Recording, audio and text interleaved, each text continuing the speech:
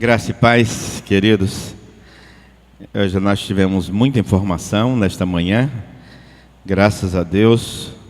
E eu estava ouvindo o pastor Eliú, pastor Daniel, também a palestra sobre sexualidade. Imagine, pastor Daniel, há 30 anos atrás,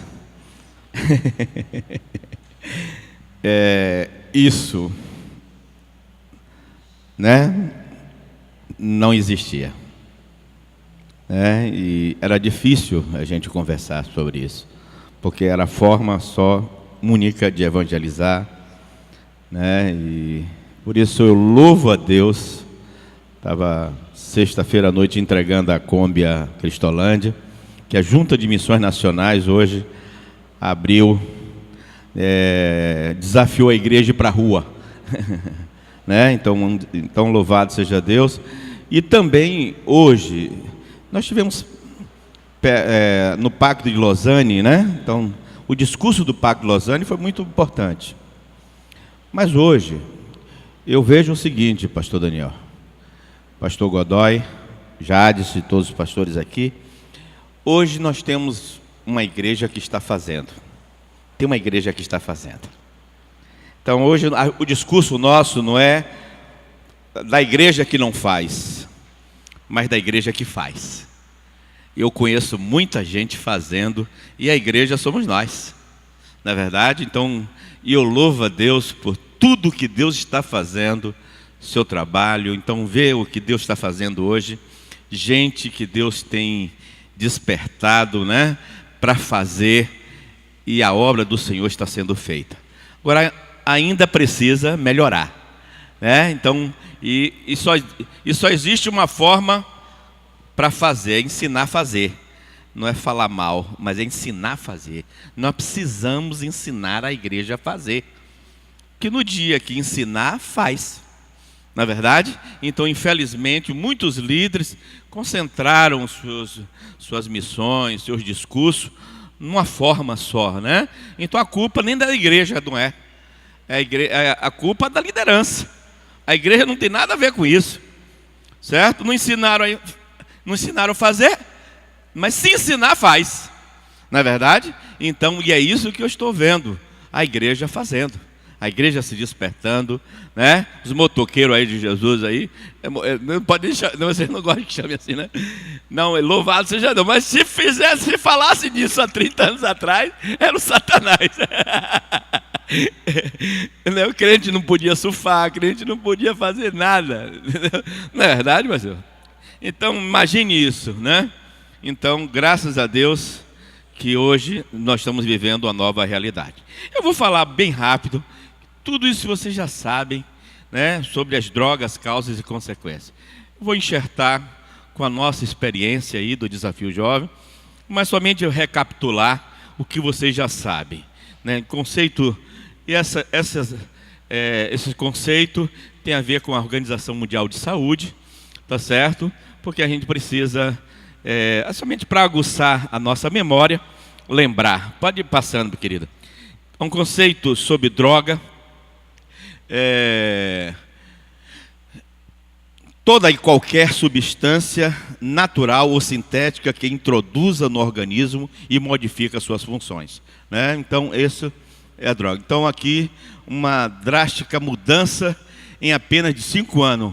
O que era essa pessoa aqui e o que é depois.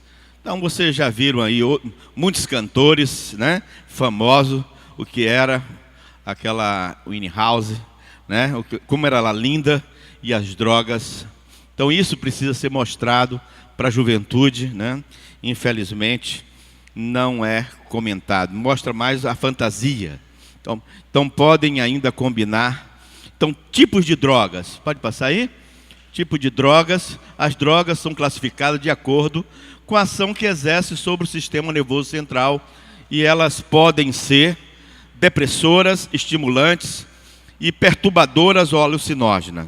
Pode ainda combinar mais de um efeito, como a maconha. A maconha, ela depende da quantidade, da forma que você usa, ela deprime, ela estimula e ela também traz alucinação, tá certo? Tem uma maconha aí que chama braço de Judas, né? Então um cara que fuma um braço de Judas, me lembro de Antônio Carlos, não sei se vocês se lembram, que foi até diácono da igreja Maranguapium, já foi para a glória. Ele teve uma parada cardíaca, mas um cara que veio da Rede Globo, né, para tirar férias aqui, e ele estava fumando um braço de Judas desse assim, também um bocado a cota dele de droga já era descontado na folha, entendeu? Na folha, tá? Então, e ele usava cocaína, ele usava isso. Ele veio aqui tirar umas férias e entrou no Desafio Jovem, se recuperou, casou. É um homem de Deus, um homem extraordinário, foi para a glória, mas uma pessoa maravilhosa, estava nas trevas e o Deus trouxe para a maravilhosa luz. Tá? Então, existe uma maconha chamada skunk, depois a gente vai falar sobre isso. Tá? Depressoras, substâncias que diminuem, tá? Diminui a atividade cerebral, deixando os estímulos nervosos mais lentos. Exemplo, bebida alcoólica, tranquilizante, o ópio, extraído da planta lá, papoula, papaya, sonífero, e os seus derivados como a morfina, codeína, heroína, que é usado na medicina, né? Você já viu aquele pessoal que está arrastado, lento, né? Então, isso é uma droga, a droga deprime, né? Você conhece o viciado, o seu comportamento descreve a droga que ele está usando, não é verdade? Então, existe a estimulante, que aumenta a atividade cerebral, tá certo? Deixando os estímulos nervosos mais rápido, excita especialmente a área sensorial, motora. Nesse grupo estão as anfetaminas, a cocaína, produzida da folha da planta da coca, e os seus derivados, como o crack, que está sendo usado agora. Aqui o crack, quando eu comecei o Desafio Jovem, o crack era algafã, não é verdade? O crack é a cocaína do pobre. A cocaína do pobre do Nordeste era algafã, mas não era só no Brasil todo, não era? Então, algafã que era comprado nas farmácias, e os maiores traficantes eram as nossas farmácias. Tá certo? Ali no centro que tinha de farmácia, e a nossa Cracolândia, que era Algafolândia, era o Beco da Fome, 7 de setembro, era ali o centro dos viciados em droga, porque você sabe, o cara que está viciado em droga, ele precisa roubar, ele pede, está no fundo do poço, ele está ali pedindo esmola, e muitas vezes gangrenando, porque criava umas feridas horríveis. Se ele entrasse aqui, você não aguentaria ficar aqui, certo? Eles tomavam algafã na veia, compravam ampolas de algafã, né? E às vezes a gente tinha que apontar braço, perna, porque estava um baço podre mesmo, morto, tá? Então era assim. Então essa turma, que o algafã era mais barato, então estava ali superlotado, ali 7 de setembro, Beco da Fome. Então a gente tinha o culto ali das 12h30 às 7 da manhã, então o pessoal entrava na igreja e muitas vezes ia tomar pico de algafã no sanitário da igreja, né? Então eles pegavam o algafã. Eu me lembro uma vez que estava um jovem, na hora que abria a porta assim, o cara estava com a seringa dentro do vaso sanitário, tirando água do vaso sanitário, tá na sua mão a colher, né, com os comprimidos de algafã que eles diluíam, né, esquentavam, porque para não dar o choque anafilático, então botava na seringa e injetava na veia. Isso era o viciado. Para você é o que é um viciado em droga. Então Sérgio Dourado, Negão da Boa Vista. Então eles, e eu me lembro que quando ele estava assim, eu disse para o meu filho: olha, você não vai fazer isso aqui, porque ele podia morrer ali. Eu conheço alguém que pode mudar a sua vida. Ele disse: olha, eu faço tudo o que o senhor quiser, mas agora eu tenho que tomar. Eu preciso do ar, da água. O senhor não precisa da água, do ar, eu preciso dessa dose. Ele saiu correndo, tomou a dose dele, voltou, sentou no primeiro banco e disse: olha, isso na minha vida se repete em 2 horas. Então isso é o que é um viciado, tá certo? Mas ninguém entra na droga para ser viciado, entra na droga para curtir, para brincar, né? É isso que acontece. Então existe as estimulantes, as depressoras estimulantes e as perturbadoras, também drogas que são substâncias que fazem o cérebro funcionar de uma maneira diferente, muitas vezes com efeito alucinógeno, não altera a velocidade dos estímulos cerebrais, mas causam perturbações, delírio, alucinações. Na mente do usuário inclui a maconha, o haxixe, produzida pela planta cannabis sativa, os solventes orgânicos, como a cola do sapateiro e o LSD, o ácido lisérgico. Então a maconha, eu me lembro uma vez, lá na Bahia, um membro da família das casas pernambucanas, um senhor, que depois de ele ter fumado esse braço de Judas, fumado muito cigarro de maconha, ele matou a família toda. Então me lembro, até antes de eu vir para o seminário, eu fui visitar ele no presídio e ele estava dizendo: olha, eu não queria matar, mas eu via bicho. Era um leão, era um cachorro, então ele foi matando. Era a avó, matou a mãe, matou o pai, matou o irmão. Ele via bicho e matou todos eles, entendeu? A igreja ia lá conversar com ele. Foi aí que a gente começou a ter contato com o mundo das drogas, né? Então, que muitas vezes o pessoal não entende. Claro, para cada pessoa tem uma reação diferente. Talvez organismo com organismo também tem diferente, né? Então, uma doença, a organização, a dependência se caracteriza por um indivíduo sentir que a droga é tão necessária ou mais em sua vida quanto o alimento, a água, o repouso, a segurança, quando realmente não é. Então é como o ar que você precisa, é como a água. Então ali se tornou a dependência, tá? A dependência não, porque o cara chega assim, tem muita gente no início, é muito difícil a gente tirar o jovem da droga na fase da curtição, que ele acha que ele nunca vai ser dependente. Você entendeu? Essa é a fase mais difícil, porque ele só está ele fuma quando quer, ele usa quando quer, não é verdade? No final de semana, não, pastor, eu só uso no final de semana, mas só que não vai ficar assim, tá certo? Então a droga vai gerar uma dependência. Então, primeiro ele curte a droga, depois a droga curte com ele. Ele quer deixar e não pode. Ele precisa como precisa do ar. Então não é uma conversinha que vai mudar ele. Na verdade, não é uma oração que vai mudar ele. Então você tem que ter paciência, ouvir o porre. Você tem que ter uma resignação para ajudar um dependente de droga, né? Então, uma doença com múltiplas repercussões. Como já dissemos, a dependência química gera inúmeros problemas sociais, familiares, físicos, tá? Então, é uma doença progressiva, sem tratamento adequado. As dependências químicas tendem a piorar cada vez mais com o passar do tempo, tá? Então, é uma doença crônica, olha aqui, é isso que a Organização Mundial de Saúde diz, olhe bem.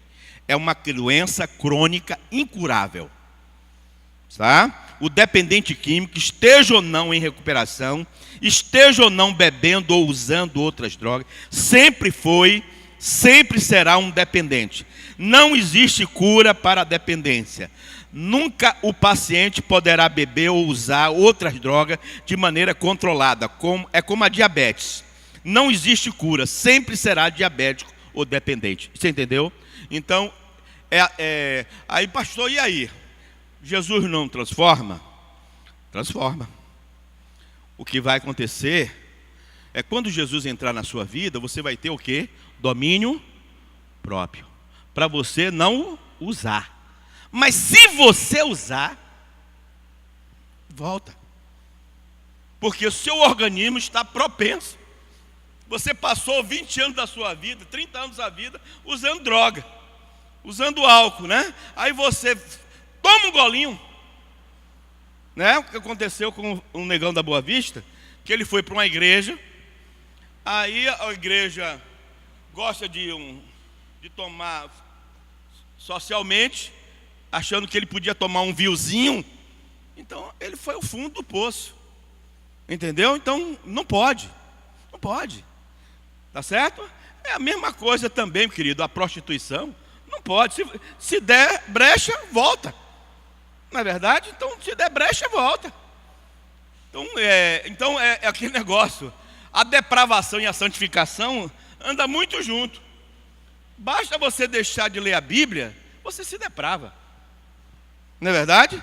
Para a santificação, lê a Bíblia, ore, busque a presença de Deus. Então você se santifica. É a intimidade com Deus é que vai gerar a santidade. Não é verdade? O domínio próprio é fruto de quê? De um esforço próprio? Não, fruto do Espírito Santo de Deus. Então precisa se encher todo dia. Se não se encher, entendeu? Volta, meu querido. É qualquer um de nós. A natureza pecaminosa está aqui. A carne, né? Então, o leão que você alimentar é o que vai ficar mais forte. Jesus diz, o espírito está pronto, mas a carne é fraca. Você entendeu? Não estou dizendo, Jesus liberta. Jesus cura. Certo? Mas lembre de uma coisa. Se voltar a beber, volta tudo. Não bote um gole na tua boca. É a mesma coisa do alcoólatra, tá certo? Eu conheço gente, realmente, transformado, que tentou fazer isso, mas não consegue. Porque Deus não deixa. Não deixa, tá certo? Por isso que o índice de retorno é muito grande. Então, é uma doença incurável, causas da dependência. A dependência química não tem uma causa única, ela é um conjunto de vários fatores que atuam ao mesmo tempo. Existe uma predisposição física e emocional para a dependência, tá certo? Na realidade, não é um fator só, uma coisa própria do indivíduo. Portanto, as causas são internas e não externas. Problemas da vida não geram dependência química, entendeu? Os problemas da vida não geram dependência química. Pode levar você à droga, não é o problema que vai fazer você dependente. Não é verdade? Agora, como você pode ir para a droga, você pode ir para a prostituição, você pode ir para outras coisas. Tá certo? Não é, agora, claro, a gente sabe a história de vida de cada um. Muitas vezes é de pais separados. Nós temos lá no Desafio Jovem 4 lésbicas na casa de mulheres. 4 lésbicas. Minha esposa estava conversando com elas e a gente viu que todas elas são lésbicas porque foram abusadas. Entendeu? Todas elas foram abusadas. E geralmente todo abusador foi abusado. Olhe bem, todo abusador foi abusado. Agora, nem todo abusado é abusador. Entendeu? Entendeu o trocadilho aí? Todo abusador, o cara que abusa, o cara que apronta, por detrás tem um pai, uma mãe, um tio. Infelizmente, a Organização Mundial de Saúde está aí. Né? Diz que, inclusive, para cada 10 mulheres, 7 são estupradas, abusadas, violentadas durante a sua vida. Isso é do mundo. Isso é estatística do mundo. Tá? Do mundo todo. E cada 4 crianças, 1 é abusada. Pelo pai, pelo tio, pelos vizinhos, pelos amigos. Então essa é a estratégia. Por isso que a igreja tem que se preparar, porque essa é a população. A população da igreja de hoje em diante vai vir o quê? Mulheres que foram abusadas, violentadas, crianças. Você entendeu, querido? Por isso que a igreja precisa ser igreja. Seja o hospital de Deus para curar os feridos da cidade. Tá? Então, agora, isso tudo leva o quê? Uma criança abusada, vai ser abusador. Uma criança abusada, uma criança que foi violentada, uma criança que não tem referencial de pai e mãe. Então, vai ter um traficante que vai adotar ele. Não é verdade? Então, aquele lema, ame seu filho antes que um traficante o adote. Tá? Então, em cada esquina tem um traficante que quer um adolescente, que quer um jovem. Por isso que hoje a droga está aí. E eles estão buscando droga que leva à dependência imediata. Então, a maconha, chamada skunk, que o cara fume e ele se torne um dependente. O crack é esse, fumou, lascou-se. Entendeu? Ele se torna dependente, então ele vai para a rua, ele vai roubar, matar para manter a sua dependência. Ou vai se prostituir, né? Vai dar o seu corpo. Quem viu a história de Christiane F., né? Então as características da dependência são essas aí, ó: tolerância, abstinência, consumo maior que o pretendido ou por maior tempo, desejo persistente ou esforço mal sucedido, muito tempo gasto para obter a droga, redução de atividades sociais, ocupacionais ou recreativas, persistência do uso sabendo dos riscos, está vendo aí? Então tudo isso são características da dependência, né? Eu vou falar agora da maconha, que é mais conhecida. A maconha, a mais famosa de todas as drogas recreacionais, cannabis sativa, e tem gente aí, o Gabeira, né, não queria que liberasse a maconha para fazer sapato para ele, chinelo, entendeu? Mas é uma ironia, né? Então, a cannabis sativa, simplesmente maconha, suas folhas, suas flores, podem ser fumadas. Os efeitos podem ser descritos em casos como a sensação de bem-estar, acompanhada de calma, relaxamento, menos fadiga, hilariante, enquanto que outros casos podem ser descritos como angústia, atordoamento, ansiedade, medo de perder o autocontrole, com tremor e o sudorese. Em doses maiores podem ocorrer perturbações evidentes do psiquismo, como delírio e alucinação. Uma coisa muito importante: a droga traz prazer. Vai dizer que a droga é ruim para uma pessoa que está dizendo que para ele é um prazer. Agora, as consequências das drogas é que traz, né, o desastre. São as consequências. Mas na realidade, a droga tira ele do problema dele. A droga, se você tirar a maconha do presídio, vai ter uma... Você já viu lá o que acontece. Quando tira a maconha do presídio, acabou-se. É briga toda hora. Entendeu? Porque na realidade, como ele é descrito, traz um bem-estar, traz uma sensação, calma, relaxamento. Infelizmente, essa é a realidade. Tá certo? Mas as consequências disso vão ser tremendas. O crack é uma forma distinta de levar a molécula da cocaína ao cérebro, utilizando diferentes processos de fabricação. Além do pó branco, cocaína pode ser produzida de formas que pode ser fumada, como merla, a pasta da coca e o crack. Fumar o crack é a forma mais rápida de fazer com que a droga chegue ao cérebro.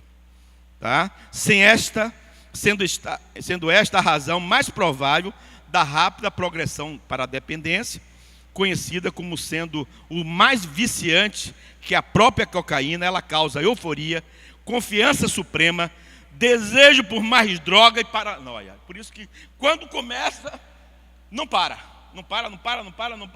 Entendeu? Quando começa, meu querido, é assim, é sexta-noite, sábado, quando tiver dinheiro, fuma.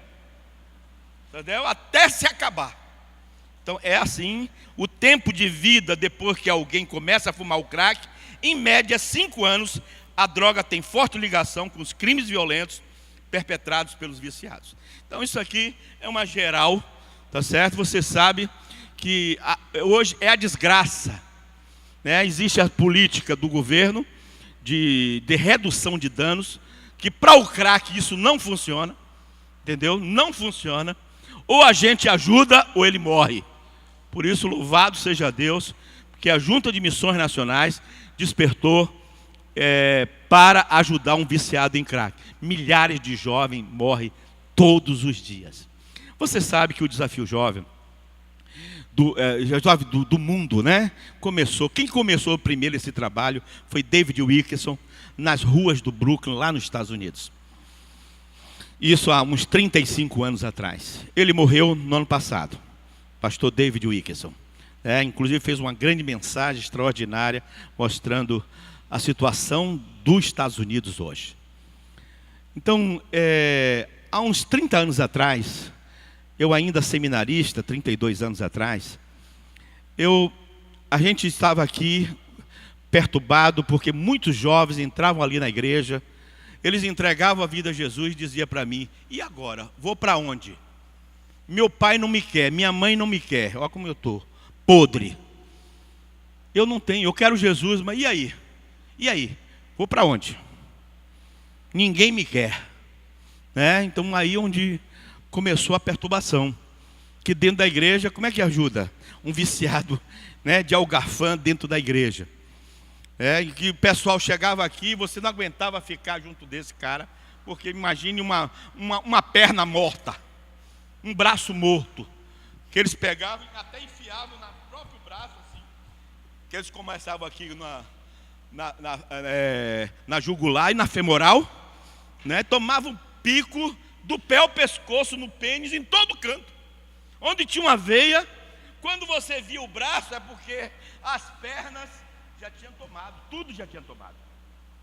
Quando você via aqueles braços de Popeye, entendeu? Era assim que, como ajudar uma pessoa dessa, como eu disse a você, que aqui, há muitos anos, há 30 anos atrás, uma menina chamada Débora, ela frequentava as nossas igrejas, foi por Palavra da Vida, era uma filhinha de papai que o pai internou na clínica psiquiátrica.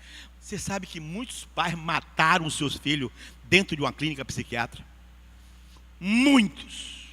Eu tirei muitos dentro da clínica psiquiátrica, que o pai enterrou vivo lá e dizia: olha, encha de droga. Mas não deu. Ele é melhor ser um doente, entendeu, do que maconheiro. Vai sujar o nome da família. Você sabe que naquela época, ser maconheiro, era terrível. Sai dali que ele é maconheiro, é bicho. Todo mundo saía correndo. Então muitas famílias mandavam matar. Ou através da polícia, ou enterravam vivo dentro de clínica psiquiátrica. Porque sujava o nome da família, muitas vezes. Então, e essa Débora foi uma dessas meninas que só fumava maconha. E o pai internou dentro de uma clínica, aqui, E ela tinha só 16 anos de idade, filho. E a gente conseguiu tirá-la, levamos para a Palavra da Vida, não tinha para onde levar. Eu pegava as famílias da igreja e dizia: olha, cada semana ficava com ela. Mas ninguém aguentava, porque ela tinha o porre. Você sabe, quando a pessoa está dopado, está tudo bem, mas quando a fissura, a vontade de fumar, a vontade de tomar um pico, e ela começou a usar o algafã, ela aplicava, ela era uma menina bonita, ela aplicava, porque no início ninguém se aplica, Você se aplica uma injeção em você? Quem é que aplica uma injeção em você e toma? Ninguém faz isso, faz? Você paga alguém para fazer.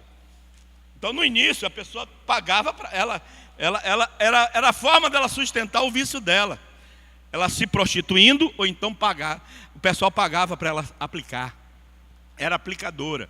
Depois você não tem mais condições de pagar, você começa a se aplicar. Não tem mais veia. Tem um momento, ela com 18 anos, ela não tinha mais lugar para tomar pico.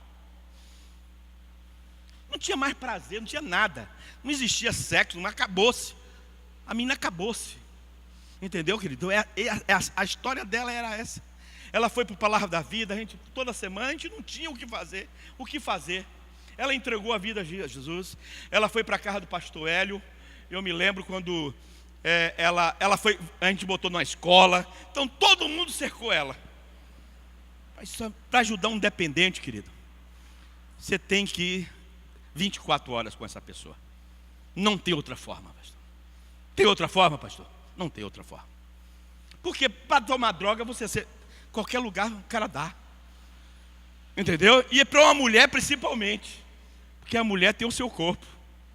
E tem os caras que usa, entendeu? Então por isso que camufla até mais as mulheres. Porque elas se prostituem. Você lembra da história de Christiane F., prostituída?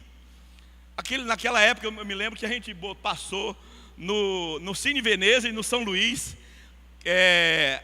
a Cruz e o Punhal, Não sei se a cruz e o punhal. Nós passamos lá no Cine Veneza e o Cine São Luís. Foge, Nick, foge. E Cristiane F., que era prostituída, né? Era viciada e prostituída. Então, essa menina, querido, sabe o que aconteceu? Os amigos dela odiaram quando não viu ela, passou vários meses não está na rua. Pegaram ela, levaram para um apartamento, deram uma overdose nela, cortaram em pedaço, botaram dentro de uma bolsa e jogaram no rio. Saiu no Diário de Pernambuco: Satanás está solto no mundo das drogas. E conta a história dessa carioca, uma menina linda, que se acabou nas drogas. Você entendeu, querido? Foi aí que começou o Desafio Jovem. O pastor dessa igreja, o pastor Eli Fernandes, pastor metodista, um pastor da Assembleia de Deus dos Estados Unidos que estava aqui, que tinha uma visão. Naquela época eu tinha uma barba grande. Aí ele me chamou para orar. O pessoal lá da Assembleia de Deus disse que não orava comigo não, porque eu tinha barba. Mas esse pastor Glendon Rover, ele era o diretor de um seminário que tinha ali na Encruzilhada. Ele era o diretor, entendeu? Então a gente juntou um pastor o pastor da presbiteriana, nós nos juntamos. A igreja ficou lotada com a morte dessa menina. E a gente começou o Desafio Jovem, né, ali. Pronto.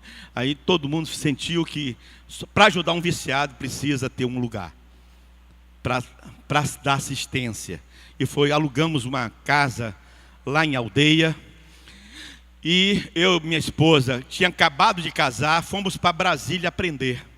Porque aqui no Brasil só tinha 3. O pastor Galdino Moreira Filho, de Brasília. O pastor Reuel Feitosa, lá em Belo Horizonte. E o doutor Silas Munguba, em Fortaleza. Então essas eram as 3 referências. Eu fui conhecer de perto essas 3 pessoas, né, que trabalhavam. Convivi com eu e minha esposa 15 dias lá no Desafio Jovem Pentecostal. Tive que conviver ali. E trouxe 3 obreiros. Porque onde é que tinha? Não tinha, né? Não tinha Cristolândia. A Junta de Missões Nacionais não tinha essa visão. Então eu fui aprender com quem faz. Na verdade, você tem que aprender com quem faz, como faz. Eles tinham uma plantação de arroz extraordinária, os meninos tudo ali, o trator trabalhando, coisa linda, uma fazenda. Então, e a gente trouxe esses 3 educadores, muita dor de cabeça, muito trabalho, recurso não tinha, porque as igrejas não olhavam essa obra, entendeu? Assim, olhava, é de louco, é de doido, o senhor vai morrer, então saia disso. O incentivo era esse, entendeu? Naquela época, imagine, há 30 anos atrás. Eu me lembro também que a Junta de Missões Nacionais abraçou um trabalho do Rio de Janeiro chamado Projeto Amor, com o pastor Veloso, mas não deu muito certo. E ainda tentei que eles olhassem o Desafio Jovem como uma obra missionária, que eu queria, porque só quem tinha, só tinha Desafio Jovem pentecostal. Não tinha Desafio Jovem das igrejas referenciais, não tinha. Então, graças a Deus que nós somos aqui o 4º do Brasil, né? Aqui e aquele Esquadrão da Vida, lá em Bauru, também tem um pessoal lá. E aí a gente começou, querido. Começou com o apoio de padre, de espírita, de todo mundo. E de algumas pessoas da igreja. Eu tive até que tirar da igreja, porque incomodou, até um viciado tentou abusar de uma menina que era filha de um diácono, imagine. Aí... Mas é o preço. É o preço para amar a vida. Está vendo? Tem que ter o lugar próprio, tem que ter a pessoa certa e o lugar certo. Na verdade, tem que ter o lugar. Então, graças a Deus, a gente conquistou este lugar. O Desafio Jovem existe há 30 anos. Nós temos, vamos dizer, nunca cobramos para receber um jovem dentro do Desafio Jovem. E Deus nunca deixou faltar. Agora, muita dificuldade. Muita dificuldade. Então, mas a gente venceu. E hoje eu vibro Imagine a alegria de ver a Junta de Missões Nacionais abraçando o projeto do Desafio Jovem, o projeto Cristolândia, esse é o projeto de Deus. Não existe nada melhor quando a igreja funciona da maneira certa, querido. Essa é a maneira certa. É a igreja na rua. Hoje, nós temos um trabalho também com crianças, porque a gente precisa trabalhar com as crianças para não ir para a prostituição e nem ir para as drogas, né? Nós temos um abrigo com crianças, com 13 crianças, que já são abusadas de 0 a 4 anos, aqui no Barro. E nós temos aqui nos Coelho, um projeto com a Compeste, com 294 crianças, que são filhos de traficantes, filhos de viciados em drogas, porque essas crianças, para não ir para droga, porque se estiver lá na comunidade, vai para droga, ou vai para se prostituir. Já são abusadas pelos pais, que a lei da favela, antes de ser dos outros, tem que ser do cara. Essa é a lei, infelizmente, tá certo? Por isso que a igreja, a única esperança da cidade é a igreja, querida. A igreja de Jesus é a única esperança da cidade e é a única forma da gente abençoar, mudar esta realidade. É a gente transformar o galho seco, né, como Jesus disse, ele não veio fazer discurso na rua, Isaías 41, mas ele veio restaurar o galho seco, o pavio que está quase se apagando. Em Isaías 61, colocando a missão de Jesus, ele veio pegar o quê? Os cativos, aqueles que estão presos da liberdade. É pegar o galho seco e transformá-lo num carvalho de justiça plantado pelo Senhor para o louvor da sua glória. Esta é a missão da igreja, tá? Então louvado seja Deus, que Deus nos abra a visão e que possamos ter uma igreja comprometida, jovens, casais comprometidos para abençoar e mudar a cara da nossa cidade. Pastor, quem aqui? Pastor